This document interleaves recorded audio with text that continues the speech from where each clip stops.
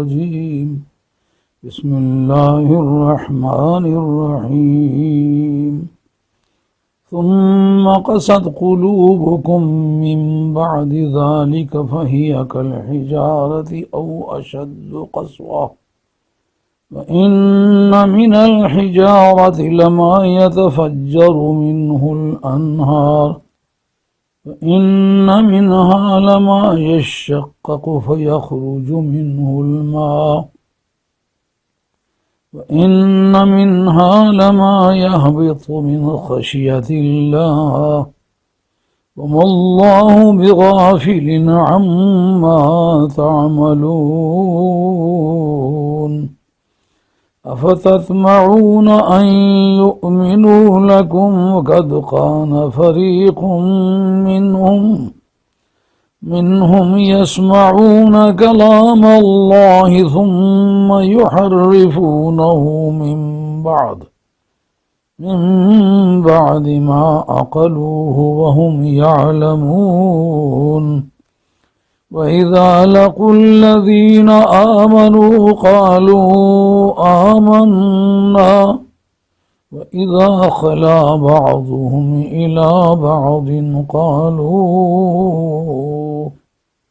قالوا أتحدثونهم بما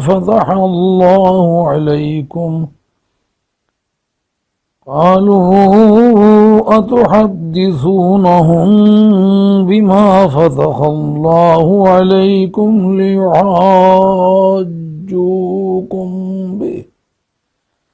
ليحاجوكم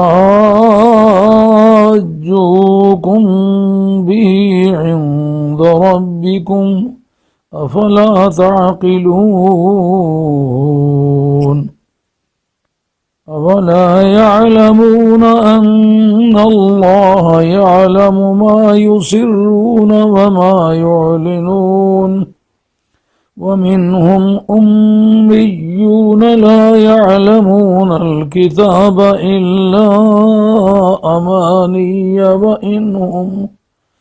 وإنهم إلا يظنون صدق الله مولانا العظيم وبلغنا رسوله النبي الكريم ونحن على ذلك من الشاهدين والشاكرين والحمد لله رب العالمين ثم قست قلوبكم. Allah Jalla Jalaluhu Muhammad Waluhu says, then your hearts hardened min ba'di zalika, after that, means after the revival of the dead body. فَهِيَ كَالْحِجَارَةِ, so they are like the stones, أو أشد قسوة, they are harder than the rocks as well. وَإِنَّ مِنَ الْحِجَارَةِ لَمَا يَتَفَجَّرُ مِنْهُ الْأَنْهَارِ, and there are such stones as the canals of water gush forth out of them. وَإِنَّ مِنْهَا لَمَا يَشَّقَّقُ فَيَخْرُجُ مِنْهُ الْمَاءُ, and verily such of them are there which split open, break up, يَخْرُجُ مِنْهُ الْمَاءُ, and the water issues out of them. وَإِنَّ مِنْهَا لَمَا يَحْبِطُ مِنْ خَشْيَةِ اللَّهِ, and verily some of them are such that they tumble down for fear of Allah. وَمَا اللَّهُ بِغَافِلٍ عَمَّا تَعْمَلُونَ, and Allah is not unmindful about what you do. Allah is not neglectful of what you do. أَفَتَطْمَعُونَ أَن يُؤْمِنُوا لَكُمْ, do you like them to believe you? وَقَدْ كَانَ فَرِيقٌ مِّنْهُمْ, when there was a group out of them or among them who would listen the words of Allah ثم يحرفونه, and then they would concoct them, they would temper with them,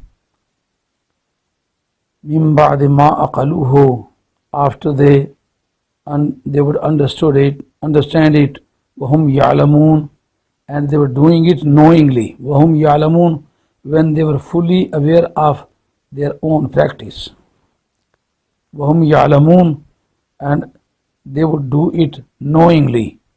وَإِذَا لَقُوا الَّذِينَ آمَنُوا قَالُوا آمَنَّا, so when they meet the people who believe, قَالُوا آمَنَّا, they say that we also believe.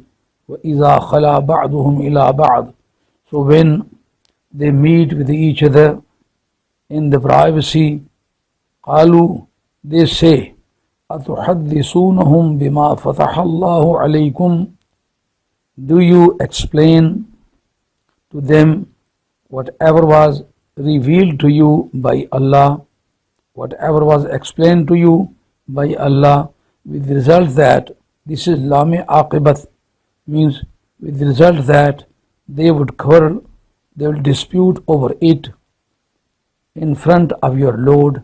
أَفَلَا تَعْقِلُونَ, don't you understand? أَوَلَا يَعْلَمُونَ, Quran says, don't they know that أَنَّ اللَّهَ يَعْلَمُ مَا يُسِرُّونَ, that Allah knows whatever they hide, وَمَا يُعْلِنُونَ, and whatever they disclose. So this is the verbal translation of the passage I recited before you. Here this story is going on, story of the Israelites, the children of Israel. Quran says, when the cow was slaughtered and it was skinned off and its tail was cut off, and that tail was stricken against the corpse of the cow, against the dead body corpse of the person who was murdered by the Israelites themselves, just to inherit his property. The dead body was revived by virtue of the tail of that cow who was already dead. So that was really a very miraculous and very abnormal and extraordinary thing. They should have achieved the moral and learned the lesson, but unfortunately they could not take any advice or any moral. Quran says, ثُمَّ قَسَتْ قُلُوبُكُم مِّن بَعْدِ ذَلِكَ, then your hearts hardened after that. فَهِيَ كَالْحِجَارَةِ, they became just like stone, just like rocks, or harder than rocks. So this was explained about their hearts.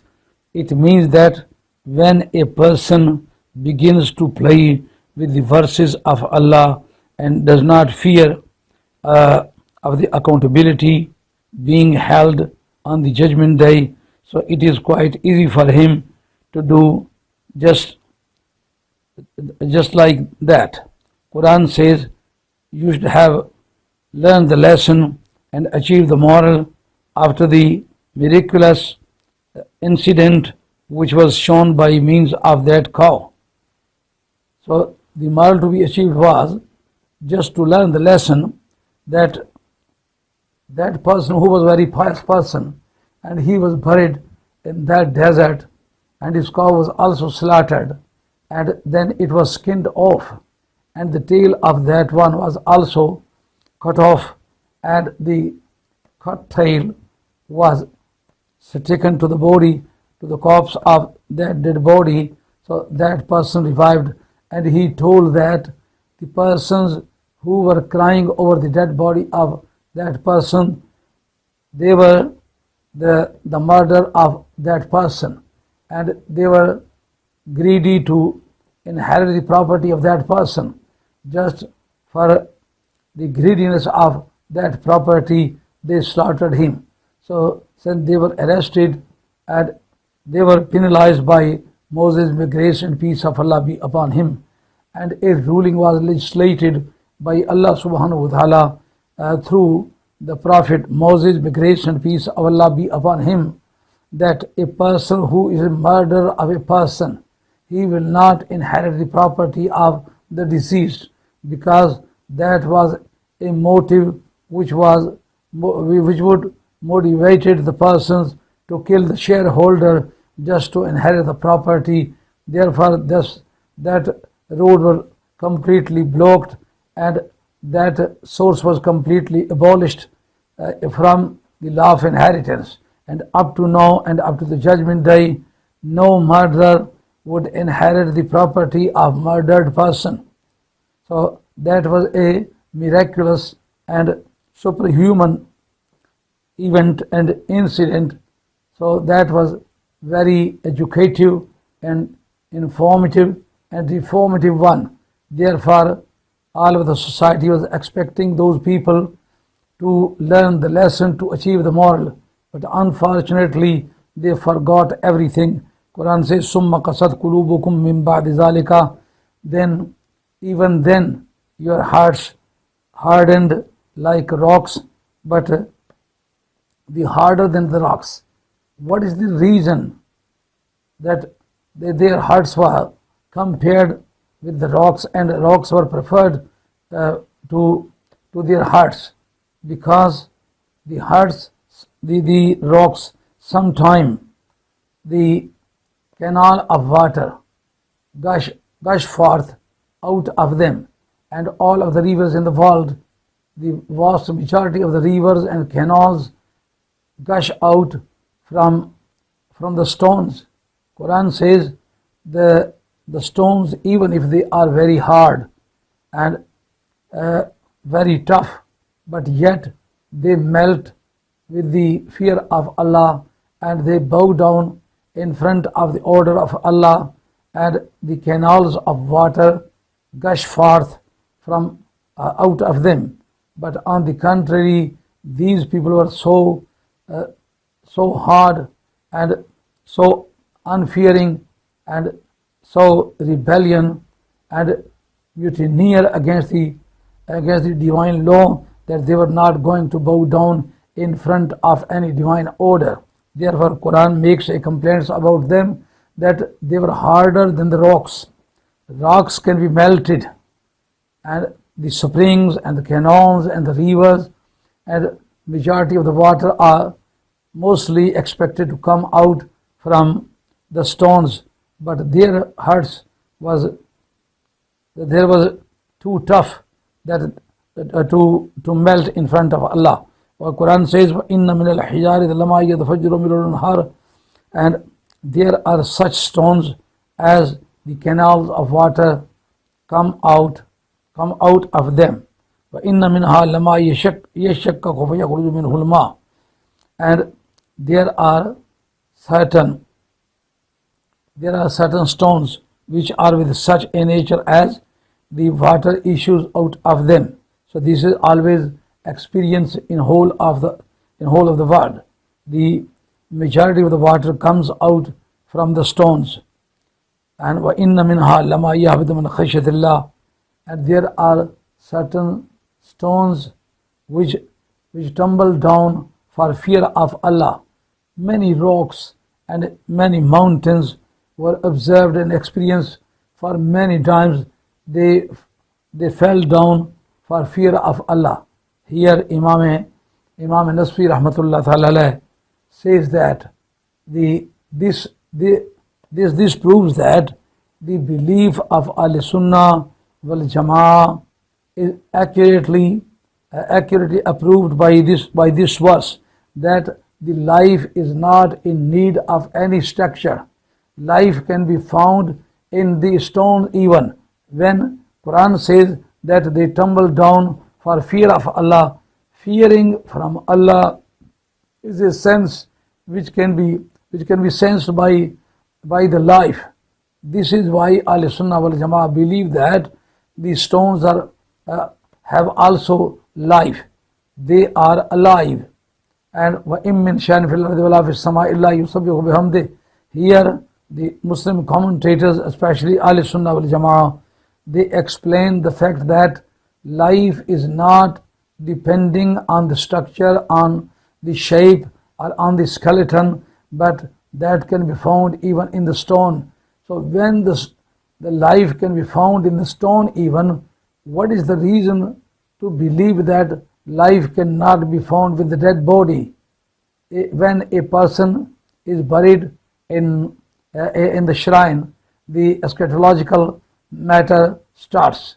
Lyceum is a world between this world and the next world, and one is put there, and one can be rewarded and one can be penalized.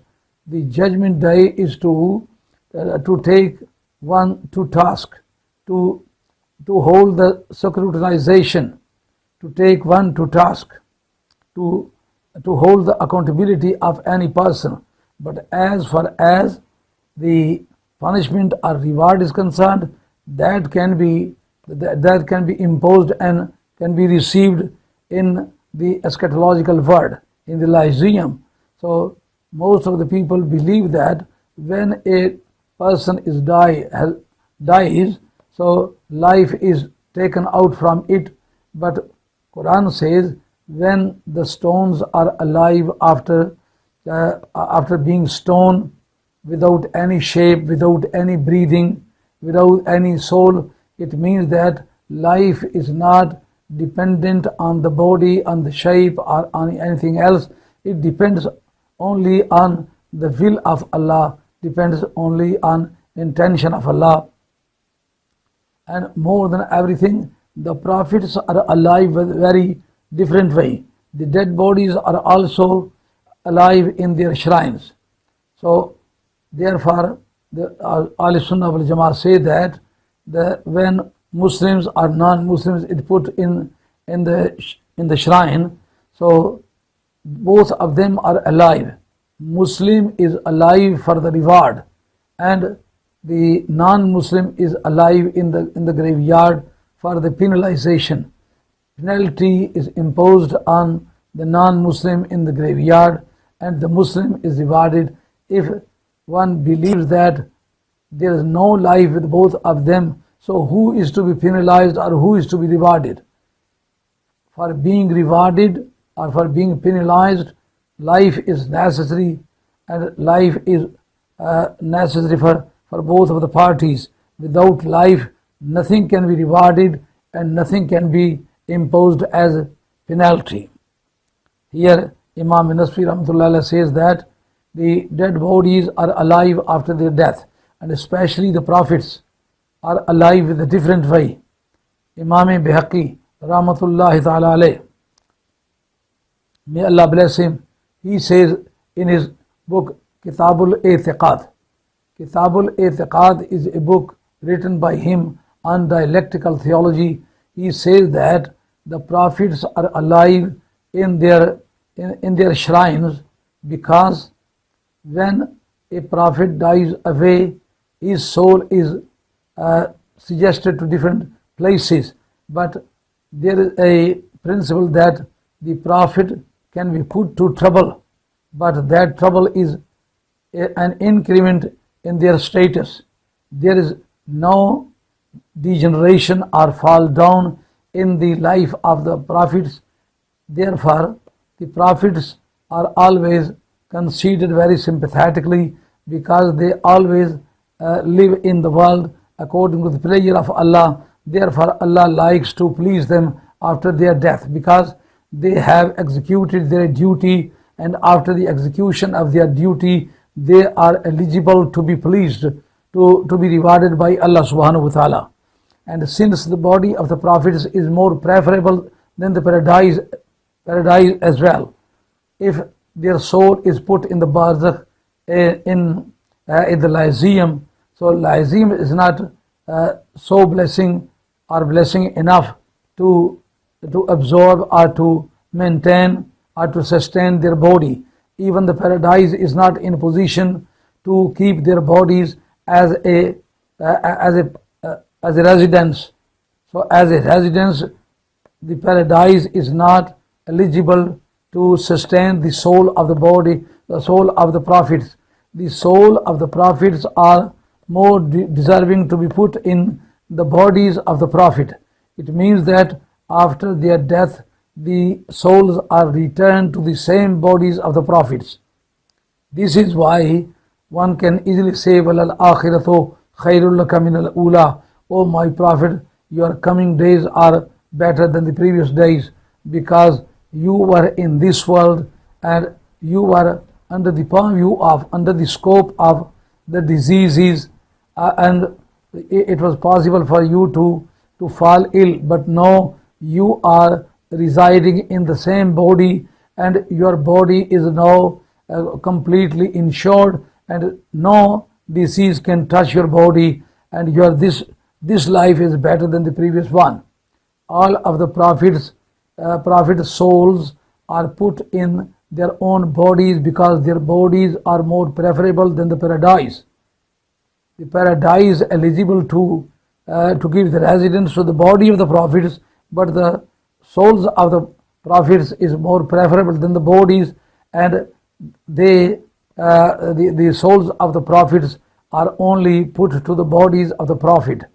And all of the prophets who appeared in front of Muhammad Rasulullah sallallahu alaihi wasallam in the night of ascension, in the night of Mi'raj Sharif, according to Imam Badruddin Aini Rahmatullah Ta'ala, in his book Umdatul Qari Sharh Bukhari, in the chapter of ascension, Mi'raj Sharif, he says that all of the prophets appeared there in front of Muhammad Rasulullah sallallahu alaihi wasallam with their own original bodies, and their bodies were real bodies. They were not an astral bodies.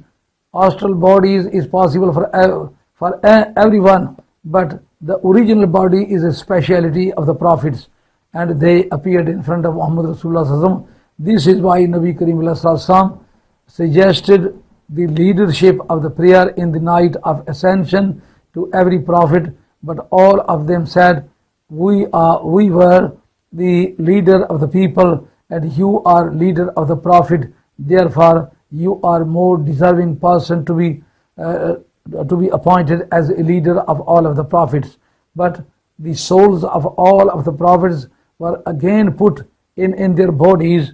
Their bodies are more sacred and more reverend and highly respectable as compared with anything else existing in the universe.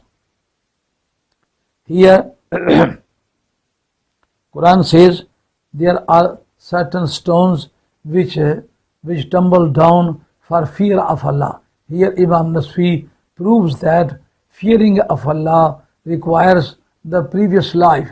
When a thing or someone is not previously alive, he cannot fear of Allah. When he fears of Allah, so denotatively, not connotatively, his life is established. One will have to believe that all of the universe has got a life.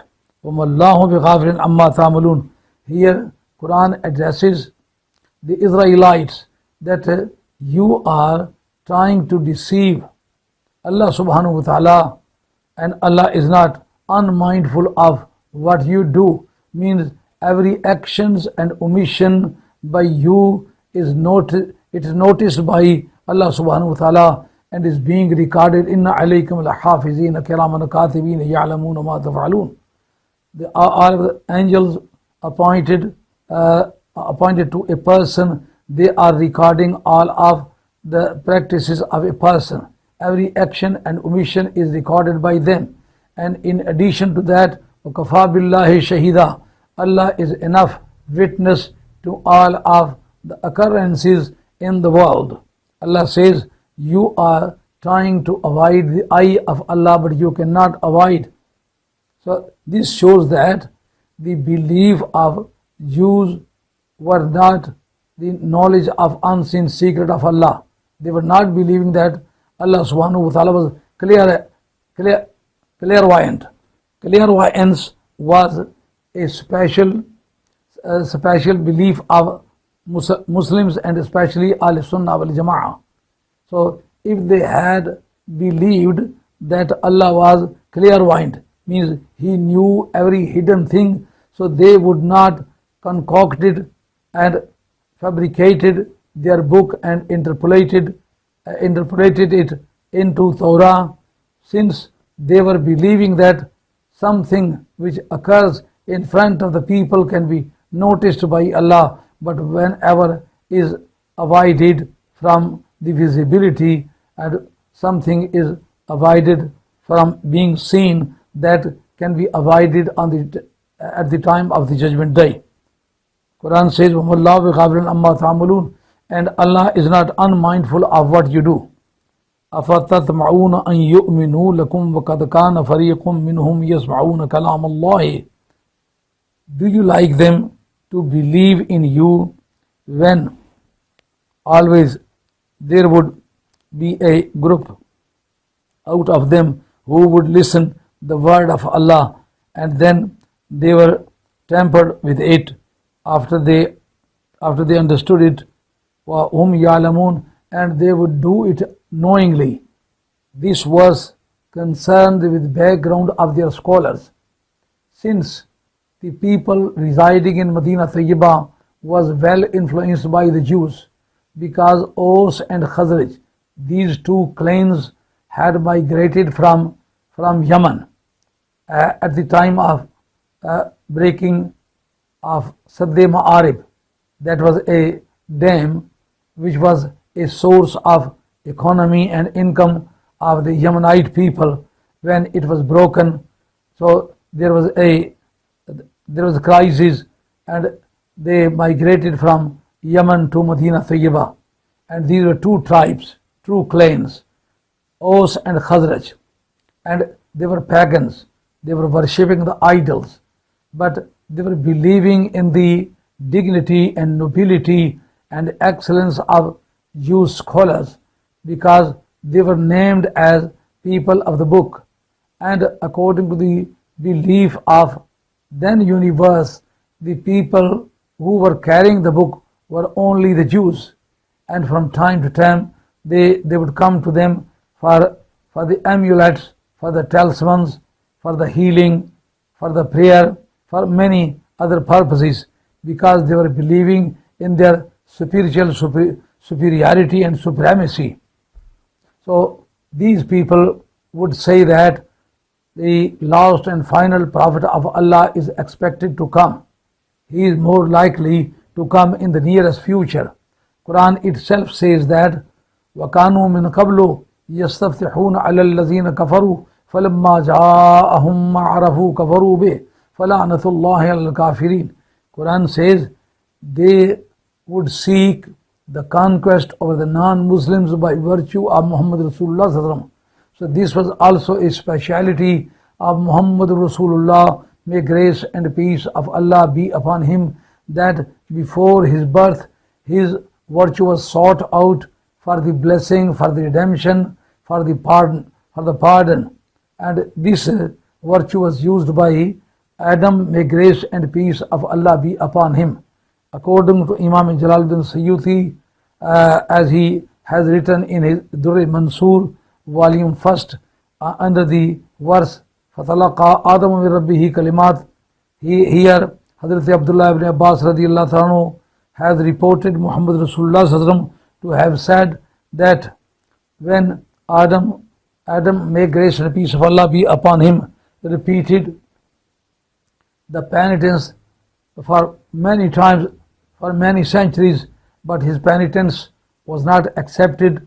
Consequently, he came to the conclusion that he should use the virtue of Muhammad Rasulullah and Hazrat Ali radiyallahu anhu and Hazrat Fatima and Imam Hassan and Imam Hussain.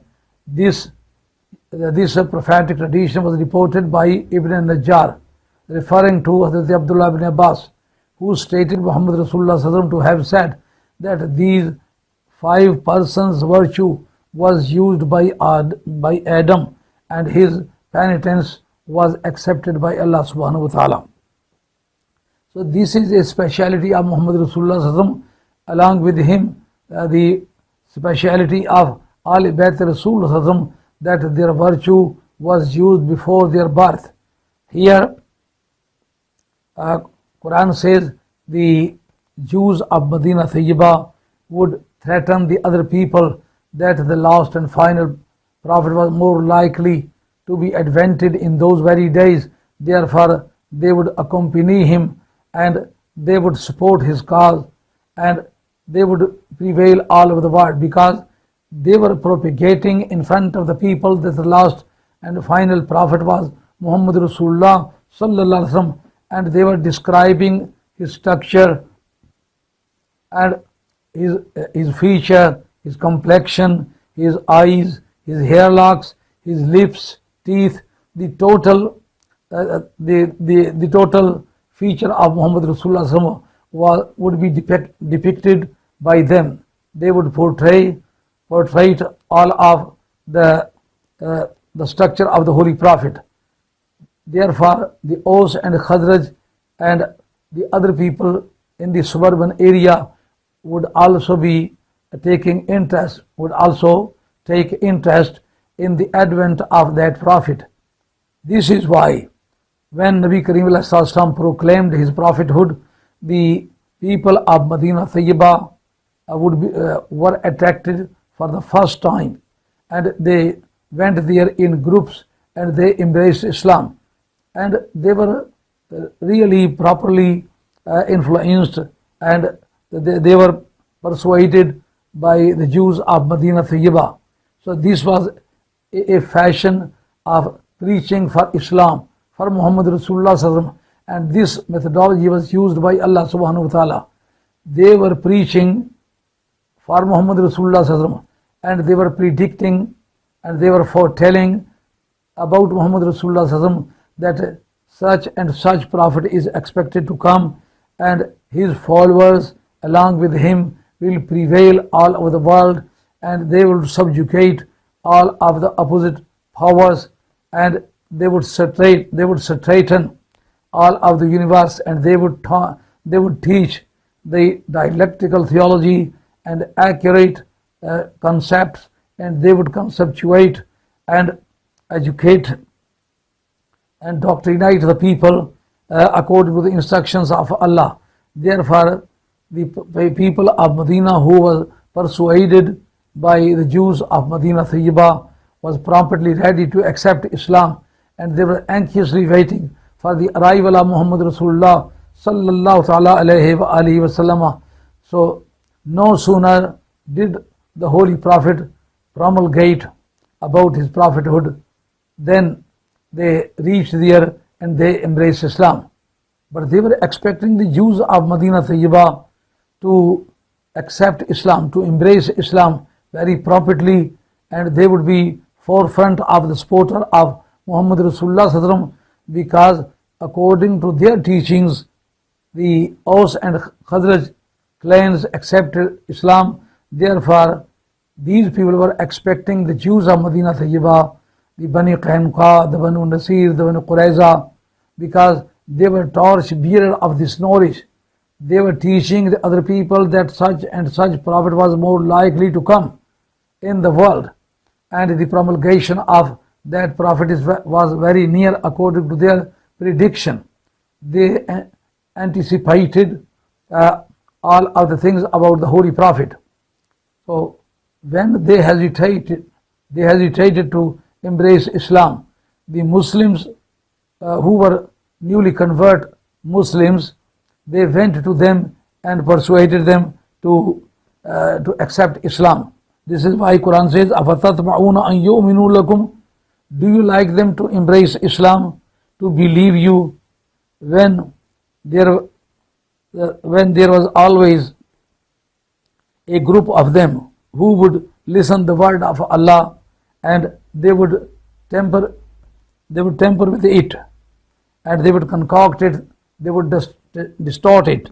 So this reference was made by Allah subhanahu wa ta'ala, that the concoction and tampering with the words of Allah and interpolating in the Torah was not a new example established by the then Jews, but their forefather was also accustomed to do like that.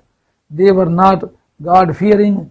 But for the first time, when Moses came back from Tur Sharif and he brought the Pentateuch, the Torah and the revelation of Allah, and he taught them, the persons who went with him in the number of 70, they were the torch bearer and the leader type of his community.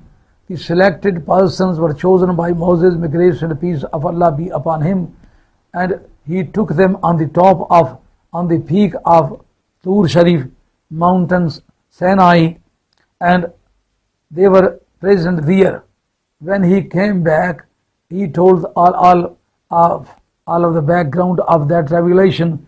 When they came back to the community, and he said that everybody is duty bound, obliged to practice all of the contents of Torah, and no one is exempted from the liability of this practice. But the persons who were present at the time of revelation of those tablets, they said that Moses had told them that if it is possible for them to practice, they should practice. But if it is impossible or difficult to practice, so they can neglect whatever is there. Means the practice was an option, not obligatory for them. So that was the first concoction, first distempering with the word of Allah. So tampering with the word of Allah was their speciality. Quran says, if it had happened by chance, then there was a chance of their reformation and their correction and their rectification. But now this is their nature. This is not a new example exemplified by them, but this type of nature and this type of behavior was handed down by their forefathers to them. Therefore, they are misled people, they are deviated people, and they cannot be set aright, and they cannot be guided aright. So it shows that sometimes the character of forefathers is based upon to syllogize the character of the coming generation. Their character was syllogized on the character of their forefathers.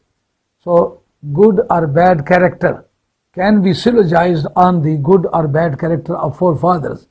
Just like one can say that I am son of such and such waliullah, therefore my practice can be the best one in the society, and I shall try my best to correct my behavior and to reform my ways. I shall try my best to mend my ways. So this can be expected from him because his father or forefathers were waliullah.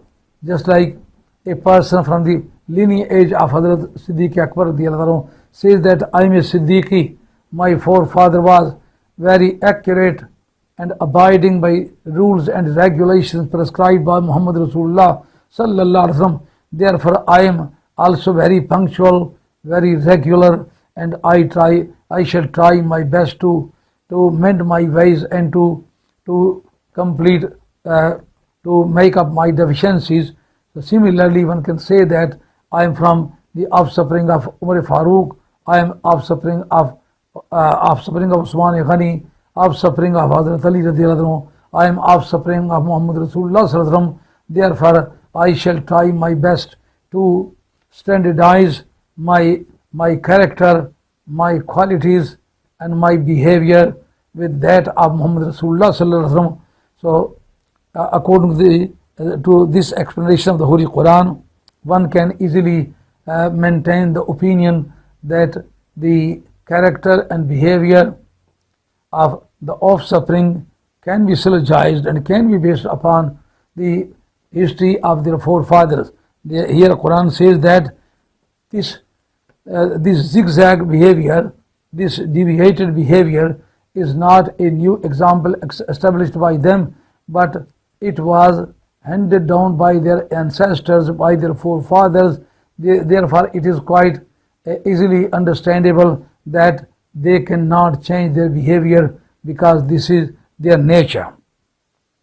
Quran says, "Summa yuharrifunahu min ba'di ma aqaluhu."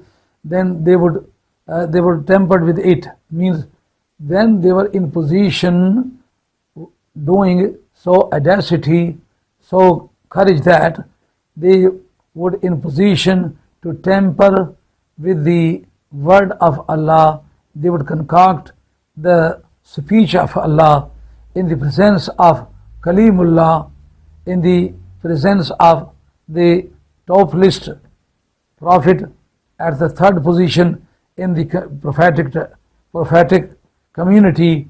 So when they were so courageous, so bold that they could temper with the word of Allah, so it was an easy job for them to temper the word of Allah in these days.